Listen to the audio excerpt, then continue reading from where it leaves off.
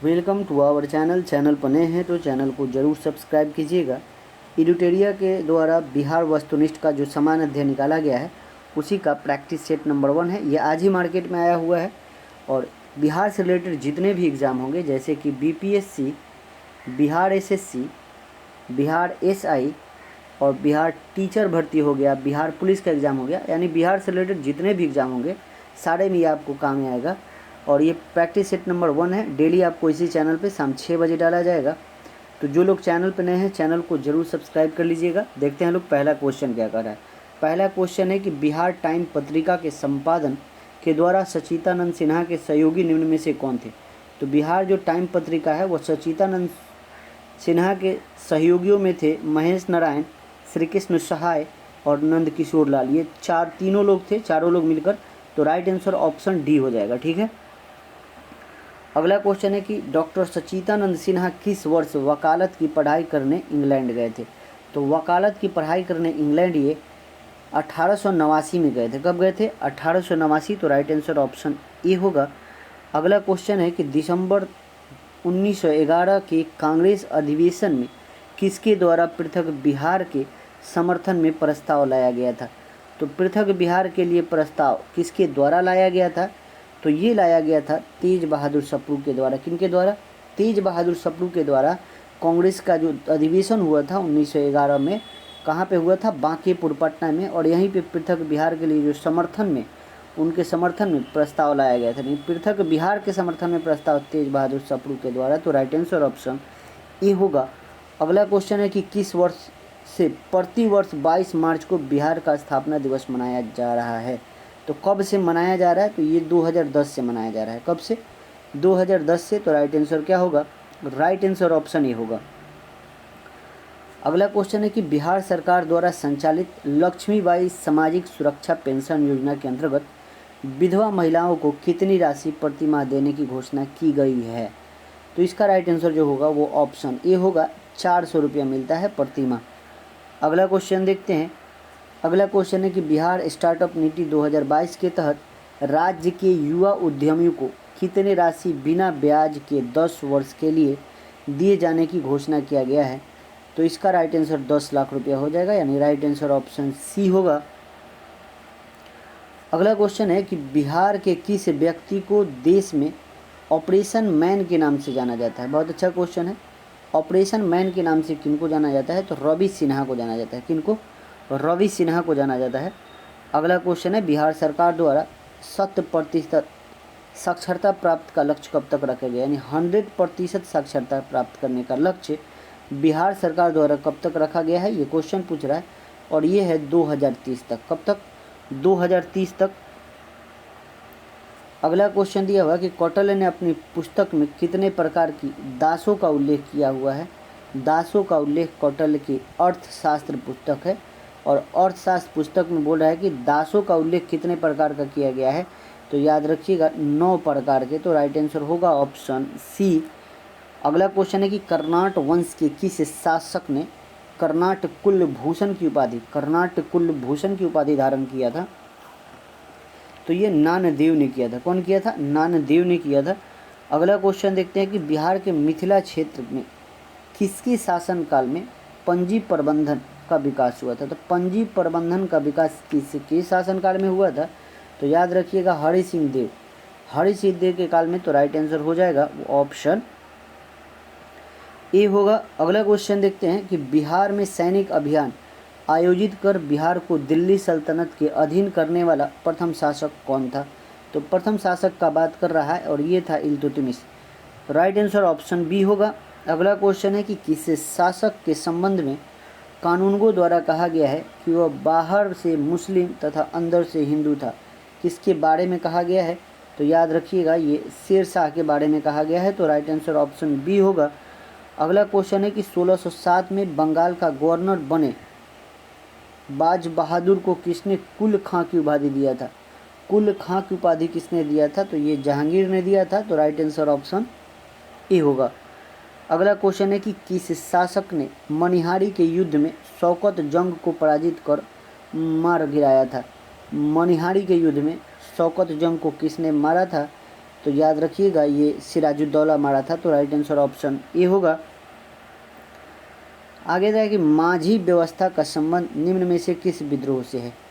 माझी व्यवस्था का बात कर रहा है और माझी व्यवस्था का संबंध जो है ये आपको संथाल विद्रोह से। संथाल विद्रोह जो हुआ था वो 1855-56 में हुआ था, ठीक है।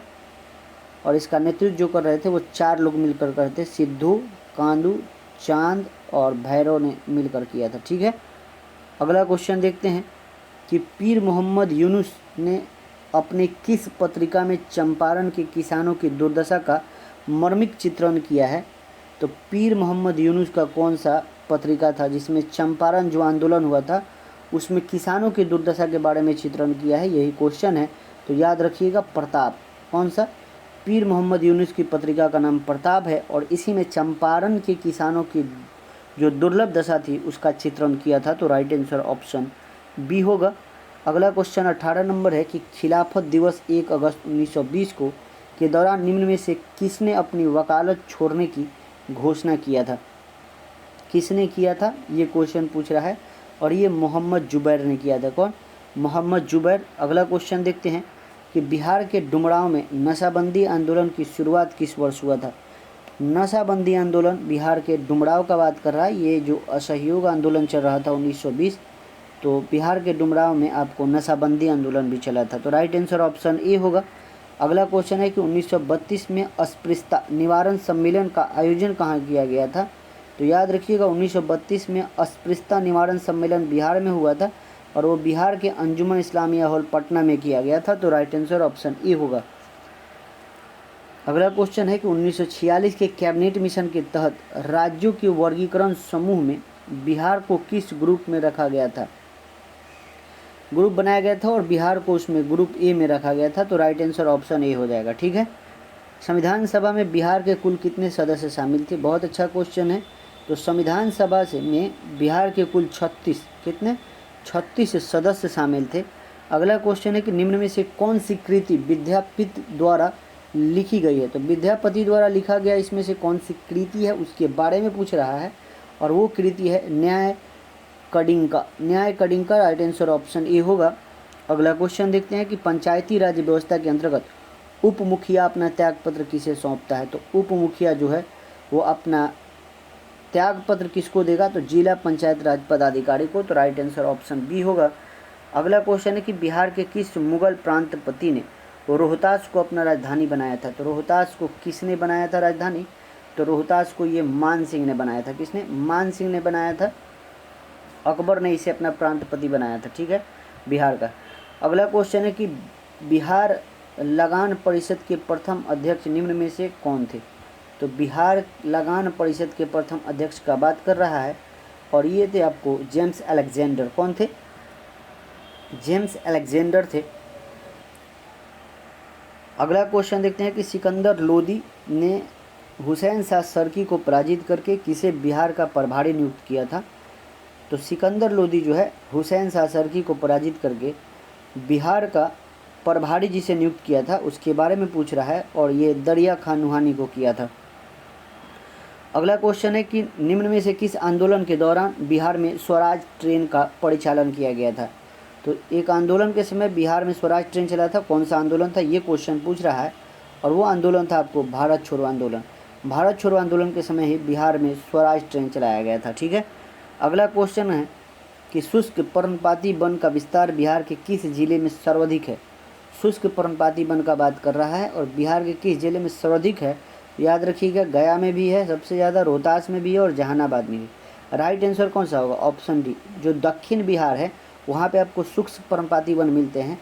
उत्तर बिहार की जो तराई क्षेत्र है यानी नेपाल से सटा हुआ जो जिला है वहाँ पे आपको ये वन शुष्क पर्णपाती वन नहीं मिलेगा, ठीक है। अगला क्वेश्चन देखते हैं। बिहार में बरैला झील पक्षी अभ्यारण्य कहाँ स्थित है। बरैला झील पक्षी अभ्यारण्य का बात कर रहा है और ये आपको कहाँ पे है। तो वैशाली में है। कहाँ पे है? वैशाली में है। अगला क्वेश्चन देखते हैं कि बिहार के किस पक्षी विहार में लालसर नामक कश्मीरी पक्षी अक्टूबर से फरवरी माह तक प्रवास करते हैं। बहुत अच्छा क्वेश्चन। इसका राइट आंसर बक्सर पक्षी विहार हो जाएगा।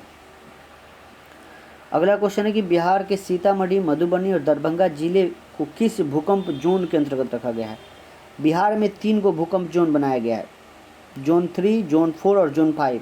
उसमें से पूछ रहा है कि जो सीतामढ़ी, मधुबनी और दरभंगा है, इसको बिहार के किस भूकंप जोन में रखा गया है, इसके बारे में है। तो ये जोन 5 के अंतर्गत आते हैं, ठीक है। राइट आंसर ऑप्शन ए होगा।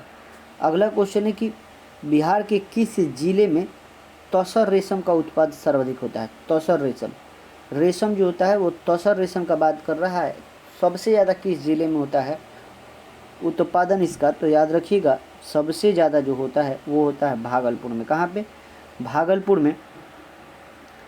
आगे है कि बिहार की स्थिति कोसी परियोजना की नहर कहाँ से निकलती है?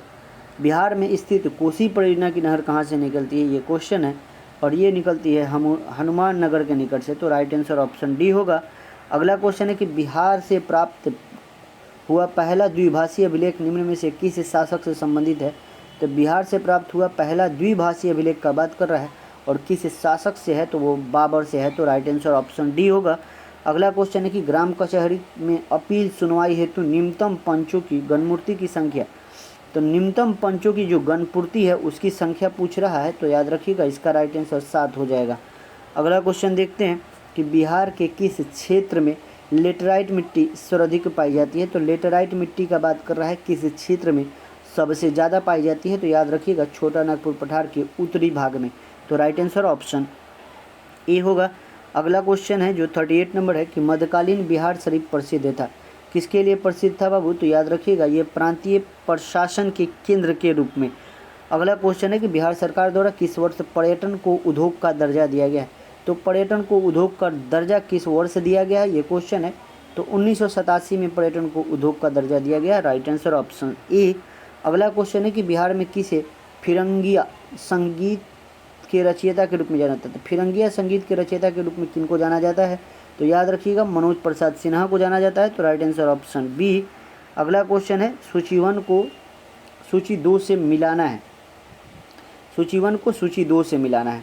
तो दिया बिहार स्टार्टअप नीति के बारे में। तो बिहार स्टार्टअप नीति 2008 में, ठीक है, 2022 में, स्टार्टअप नीति तो 22 में आया है। और बात करेगा बिहार कृषि निवेश प्रोत्साहन नीति, ये 2020 का है, ठीक है। उसके बाद दिया है ऑक्सीजन उत्पादन प्रोत्साहन नीति, ऑक्सीजन, ये 2021 में। और कृषि रोड मैप जो आया था पहला, वो 2008 में आया था, ठीक है। इस तरह देखिएगा तो राइट आंसर ऑप्शन सी हो जाएगा। अगला क्वेश्चन है कि सविनय अवज्ञा आंदोलन के दौरान हजारीबाग जेल से किस हस्तलिखित मासिक पत्रिका को प्रकाशन होता था? यानी कौन सा हस्तलिखित मासिक पत्रिका का प्रकाशन सविनय अवज्ञा आंदोलन के दौरान हजारीबाग जेल से किया जाता था? ये क्वेश्चन पूछा है।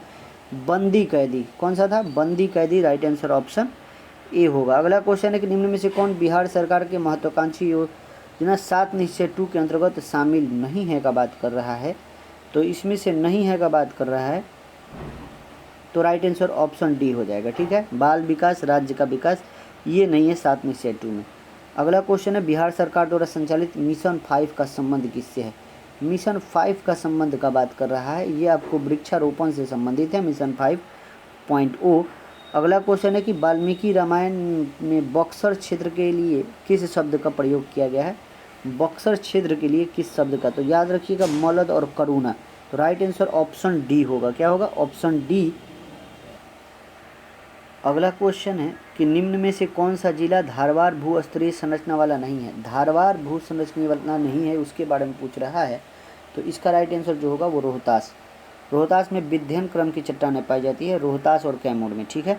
अगला क्वेश्चन देखते हैं कि बिहार के उत्तर पश्चिम स्थित हरहरा नदी घाटी को किस अन्य नाम से जाना जाता है? तो हरहरा नदी घाटी को आपको दून घाटी के और नाम से जाना जाता है। अगला क्वेश्चन देखते हैं कि बिहार के उत्तरी मैदान में पश्चिम से पूर्व की ओर बढ़ते क्रम में दोआबों का सही क्रम बताना है, इसके बारे में बात कर रहा है। पश्चिम से पूर्व की ओर का बात कर रहा है, क्रम बताना है। तो याद रखिएगा पहले तो घाघरा गंडक हो जाएगा, उसके बाद आपको कौन सा हो जाएगा? तो उसके बाद गंडक कोसी और कोसी महानंदा, एकदम 1 2 3 लाइन से दिया गया है। अगला क्वेश्चन है कि बिहार में बहने वाली नदी फल्गु निम्न में से किन नदियों के संगम का रूप है? संगम, तो याद रखिएगा 2 नदी के मिल से बनती है, मोहना और लीलाजन नदी से मिल के बनती है फल्गु नदी। अगला क्वेश्चन जो आज का अंतिम है कि बिहार के किस जिले में पिडमोइट स्वैप मिट्टी पाई जाती है, तो ये आपको पश्चिमी चंपारण में पाई जाती है। ये क्वेश्चन 66 बीपीएससी में भी पूछा था। Right answer option C. आज के लिए इतना ही, मिलते हैं अगले वीडियो में। जय हिंद, जय भारत।